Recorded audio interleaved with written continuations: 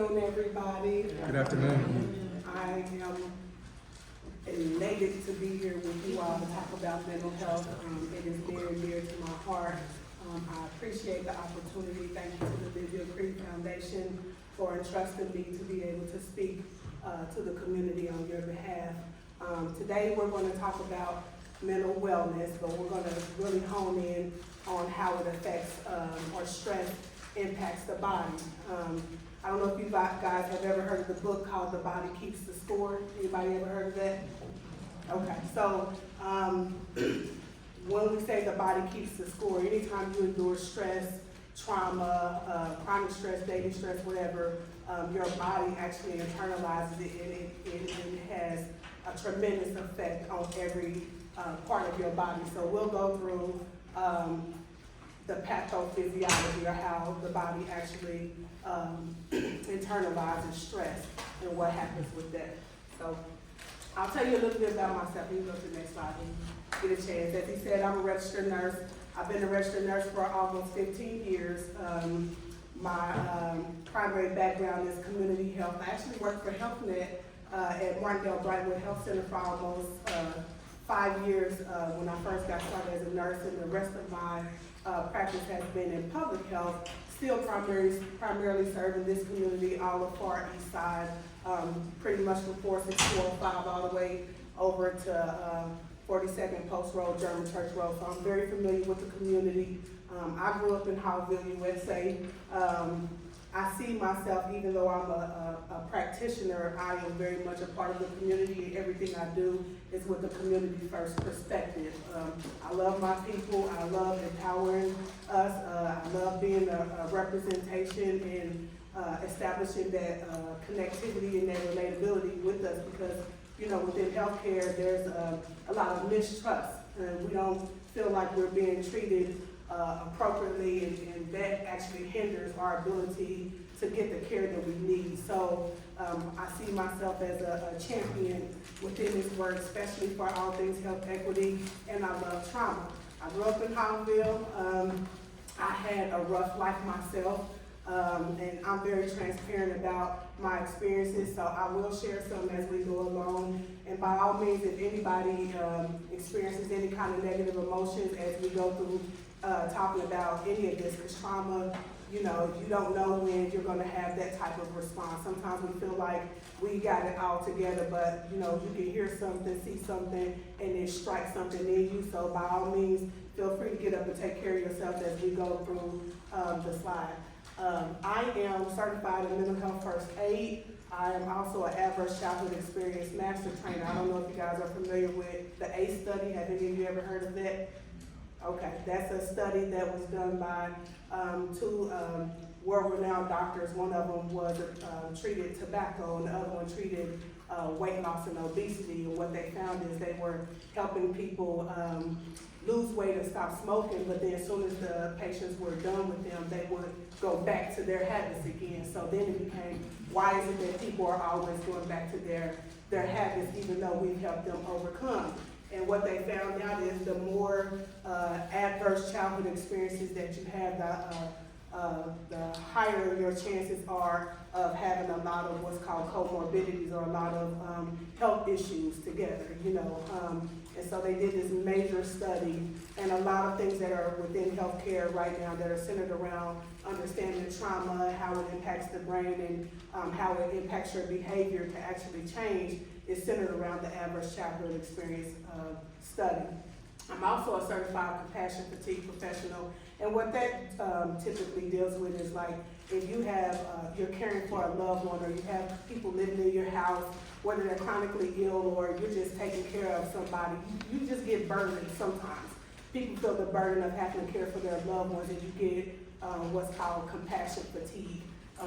Professionals get this, especially if you're in the helping professionals, nurses, social workers, teachers, all that kind of stuff, but also if you are caring for your loved one and you're just feeling stressed and burnt out from that. So it's, I can tell you things to help combat all the fatigue that you experience through serving with compassion. I mentioned the last three: motivational interviewing, TBRI, trust-based relational intervention, is emotional CPR, because those are actually three trainings that I think literally changed the game for me as a professional and just how I engage with people, period. And these are actually free and open to the public. So if you're interested in learning more about them, I highly recommend that you look into those. TBRI was more like, it was built for foster parents, because you know a lot of those kids have challenges and people who have a heart to want to support and serve, but then they get these kids and it's really hard to deal with. So it's like, how are you preparing me to deal with these children and all the issues that they have? But it's a game changer, because everything that I learned in all three of those last ones, you can use with your interactions with everybody all day throughout the day, no matter what. And so they just empower you to have better relationships with people, to have a better understanding or empathy in how you're dealing with people, and you just not see people for the problems that they have, but just who they are. So it's more like, it's a way to operate at a different level of humanity with understanding people and the challenges they have and how to help them overcome. So I'm also a life coach, a career coach. I mentor with various organizations, and I have my own holistic wellness practice where I do health coaching, teach yoga, and also do sound healing. So just a little bit about me. So what we're gonna do today, and I'll try to make sure I'm respectful of your time, we're gonna challenge you guys to reflect on how you invest in yourself. I see a lot of people who are the older generation, and I know a lot of people at this time are caring for their grandkids and kids and everything like that. And you know, we carry the mantle just as Black people in general of always trying to take care of our community. You know, and so while we serve a lot of people, our mindset is to do the best we can for other people. We have a big problem with not taking care of ourselves, right? So I want you to be thinking about the amount of energy, resources, time that you spend investing in other people, and then consider whether or not you pour into yourself in that same capacity. And so what we'll do is let you know if you're not investing into yourself, you're gonna, or probably already have, I know you have, because everybody experienced some type of stress, but how it actually takes an effect on the body, and then we're gonna talk about having a self-care plan. So next slide. This is just the question that I just asked you. What are some of the things that you do to show others that you love and support them? And then, do you pour into yourselves in the same way? So do I have a brave soul who would be willing to be vulnerable and transparent about how they care for themselves and how they care for others? Well, I pretty much care for others, but I don't do that same care for myself. My mom, when she was sick, my dad, when he was sick, my sisters, I'm 7 sisters and 3 brothers. My one sister has lung disease, one has back problems, and, you know, I mean, there's different issues that's going on. My brother just had his leg amputated, so I'm the go-to, make sure everything's okay, get your doctor's appointment, you know, I do all that, but at the end of the day, then there's no time for me. Which, and then plus I have a husband, which is very understandable. He's an only child, and sometimes he doesn't understand because it's only him. I'm from a family of 10. That's a totally different role, you know, altogether. But I spend more time helping other people, family, outside family, my church, support, reach out, I mean, all of that. But no, I do not put all that time into it. I do not. Yeah, thank you for saying. Yeah, so what you're going to have to do, or what I challenge you to do, is to really start pouring back into yourself, because you're gonna get burnt out, or you might already feel burnt out, and you really don't even know to the extent of how burnt out you actually are. A lot of people might hear us talking about stress, but the first thing they think about is, oh, I don't want to have high blood pressure, I don't want to have a heart attack, I don't want to have a stroke. But stress shows up in so many different parts of our body, and we might not realize to the extent that we might be having symptoms, but not even attributed it to being burnt out, feeling stressed, feeling overwhelmed. So we'll go through that, okay? Next slide. So why is this important? I think it's majorly important to talk about self-care, because self-care is self-love. We always talk about how much we invest in ourselves. We might go get our hair done, our nails done, might go buy some nice kicks and go, put on some nice shoes and look good or whatever, but we don't think about pouring into our mental health as a part of our self-care. So we want to transform our thinking about not just taking care of our physical bodies, how we look and how we present to the world, but really transform our thinking into how important it is to pour into our own mental health. Mental health historically is stigmatized within the Black community. That just means, we don't really talk about it. A lot of times people think, well, if I talk about or acknowledge I might have some mental challenges, then that means I'm crazy, right? I'm crazy, or we don't tell what's going on in our families. What goes on in this house stays in this house, right? And that don't serve nobody, and so, then we have, I don't want to tell people my business, because then, if you got little ones around, you might get DCS involved, and, our families are at risk. But at the end of the day, we're dying inside, right? And so we need to transform our thinking about why it's okay to acknowledge that we have mental challenges. It's absurd to think that, especially as Black people who experience racism all day long, that stuff doesn't take an effect on our bodies, right? If you are challenged with, not feeling comfortable to talk about it with the providers that you have, then I'm going to tell you that you have an obligation and a responsibility to find somebody that you do feel comfortable with. And it takes, time, and it takes courage, and it just takes a lot out of you to seek out what you need. But if you don't, you're not doing yourself a service, and you're definitely not doing the people that are around you a service. Because when you're stressed out, you're stressing everybody else out, right? You're a burden on everybody else when you don't want to go get the counselor you need, but you want such and such to sit on the phone with you for 2 hours because you're rambling because you really need a counselor, and you think they're gonna fix your problem. Your family, they're not equipped to do it, right? So you're hurting more than yourself, is what I'm trying to say. And we just gotta, as a community, we gotta let that go. Okay. Next slide. So, if you don't know, there are 3 different types of stressors that you experience. You have daily life stressors, chronic life stressors, and traumatic events. I'm gonna ask you, somebody bravely raise their hand and tell me which one of these do they think takes more toll on your body. Go ahead, sir. Traumatic events. Why would you say traumatic events takes more toll on your body? It's like it's long lasting. It seems like it never goes away. That's a really, really good answer. Anybody else? Go ahead. Yes. The daily life stress. Yeah, that's right. Now, why would you say that? Because a lot of times the daily life stress, they tend to be in the background but be constant, and that could be taking your blood pressure up and down, could be making your sugar metabolize and all kinds of things, just from worrying about, am I gonna get to go here, I gotta do this, and I gotta do that, and I gotta. That's a really, really great answer. I saw you. Thank you very much. Okay, go ahead.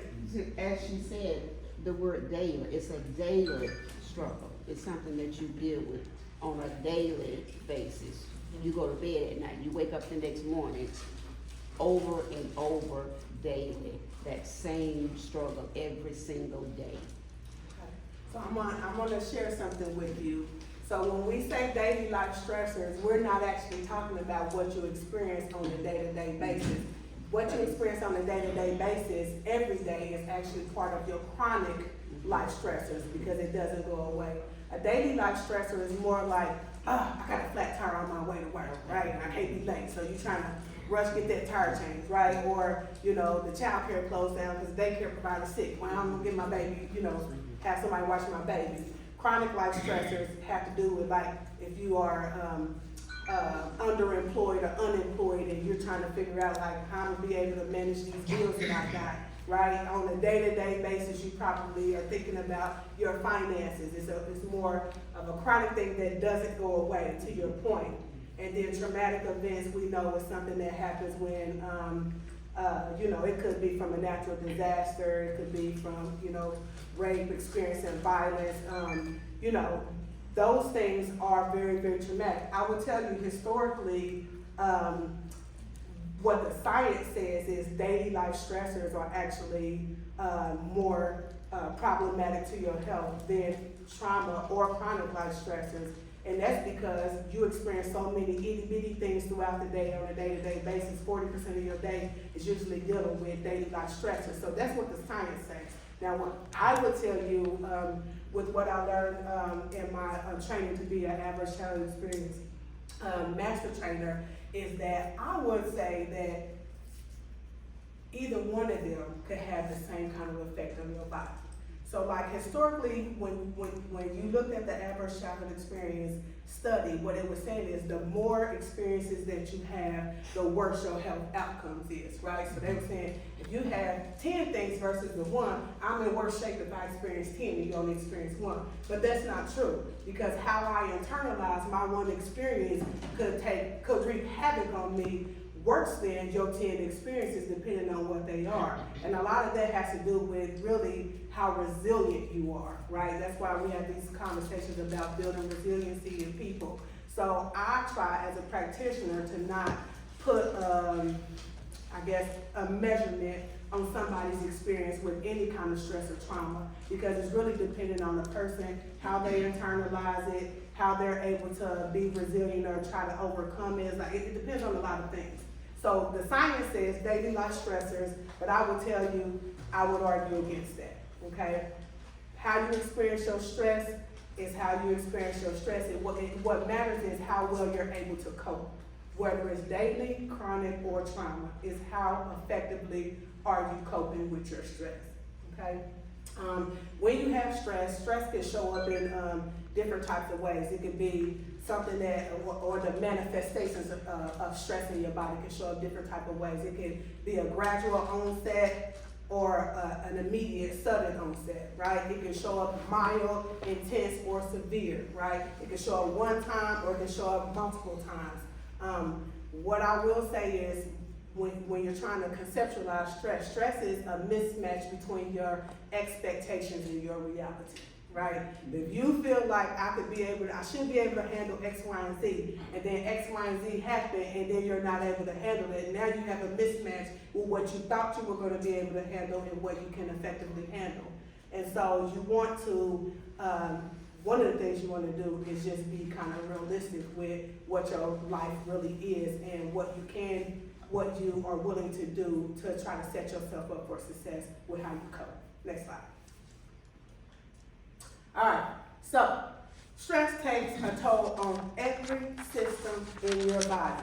First thing people say is, like I said, when you think about stress, is the cardiovascular system. I don't want to have high blood pressure. I don't want to have a heart attack. I don't want to have a stroke. Outside of that, does anybody want to say what they heard what stress do? Not you, because I think you got a lot of answers right there. Anybody else want to say what they think, how they think stress takes a toll on their body? Sleeping? Sleeping, yeah. Yeah. Muscle, I would say muscle problems though. I'm stiff today. When I woke up, it was like when you get to the gym, Yeah. it seemed like I worked out, but it just seemed like it just nagged. Kudos to you for having the mindset to go. Yeah. So yeah, stress shows up in every facet of your body. So when it comes down to I just kind of go through these real quick. Your immune system, they don't really know exactly how they know that there's an impact to the immune system, but they don't know why. What they found is that there's a correlation between a weakened immune system and having depression, okay? So they do know that if you have depression, you're very likely to have a weakened immune system. What I will also say is there's certain viruses and bacteria, or let me say viruses, because viruses, a lot of them can live in the body and then they really don't go away. They lie dormant. That's what it's called. When you might have the virus in your body, but you don't have an outbreak. It's called lying dormant. A lot of people that have certain viruses, they only have outbreaks when they're really stressed, okay? So stress does weaken your immune system to allow things to manifest. And usually if you do have a virus of certain kinds, or even if it's not a virus, that will show up in your dermatological system. You'll see people have rashes and they'll be picking at their skin. I don't know if y'all have ever seen people do that. That's stress. Stress and anxiety, that's what that is. In regards to your digestive system, stress impacts your hormones that controls your appetite.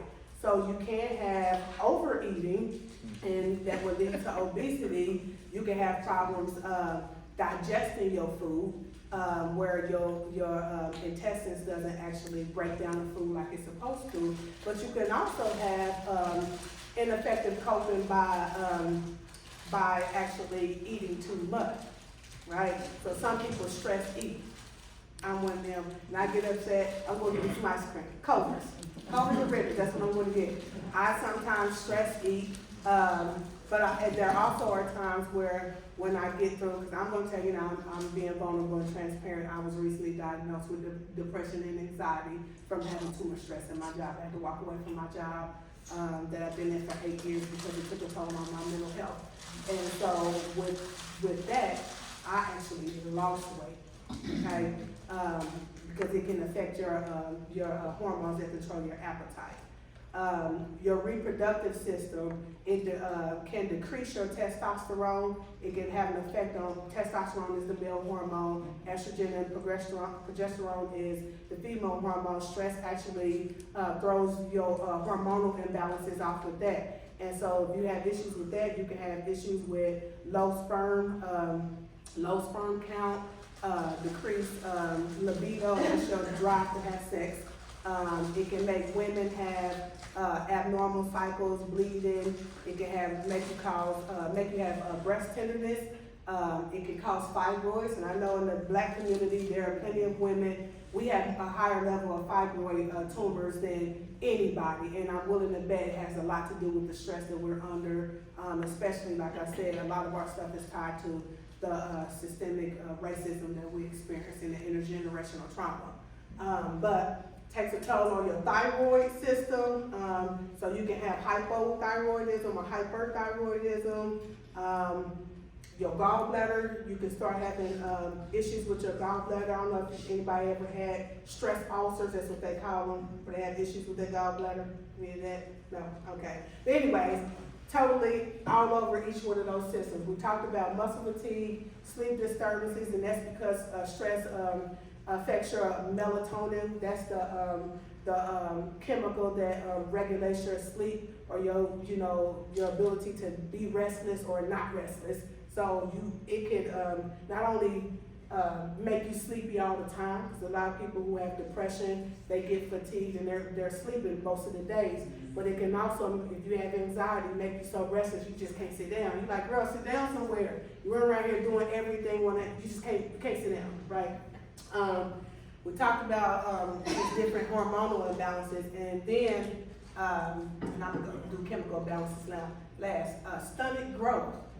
So if you have a child who's been exposed to trauma, stressful situations, it actually changes their brains, well, not just the babies, but definitely we see it in babies because a child's brain grows the most in the first 2 years of life. So we see it easily in babies when they've been exposed to trauma or stress because they have what's called failure to thrive and they don't grow, okay?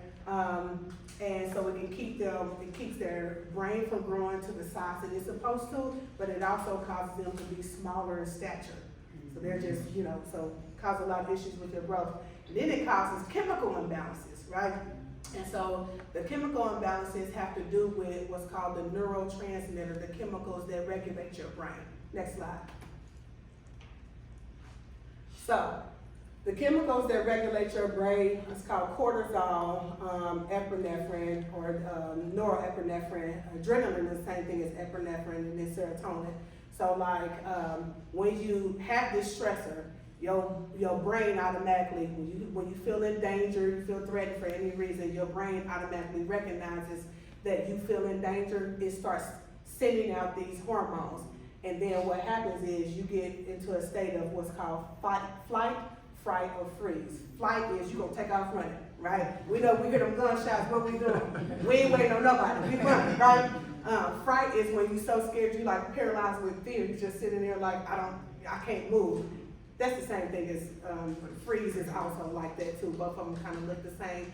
And then fawn is a newer one that they actually they just kind of categorize this with this because what they found is women who or I'm not even gonna say women, people who are experience violence, domestic violence, intimate partner violence, they get accustomed to like fawning over their abuser, trying to make them feel good to avoid the abuse, right? So that's the new one, fawn.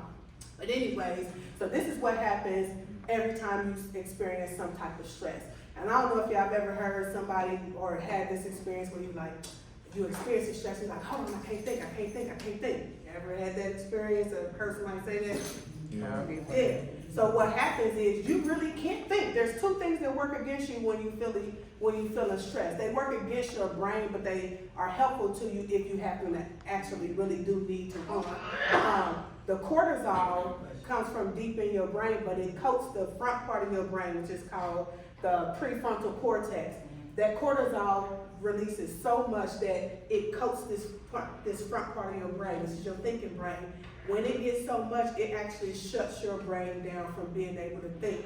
And the reason that it does that is because these other hormones is sending a lot of, they shunt blood kind of away from your brain and shunt blood to your big muscles like your arms and your legs. And that's because if you got to fight, you know what I'm saying, you're going to need your muscles. So that's what happens with your body. It actually sends more muscles, more blood to your muscles so you can be ready to run and you can be ready to fight. Or, and then it shuts down your brain and says, look, we don't need this brain that much. It's dangerous. We need to be able to run. We need to be able to run. We need to be able to fight. So that's what happens when you feel stressed. And that's fine if it's just situational, you're not immersed in that all the time. But when you have that chronic stress or you have that trauma, especially if you're immersed in trauma all day, every day, then that cortisol, when it's released, it actually changes what's called your neural pathways. You building your neurons are connected. It changes the way that your brain is developing, and it changes the way that it functions, right? And so when it does that, it changes your ability to think, how you regulate your emotions, and how you behave. And when you do that, then you start experiencing, you have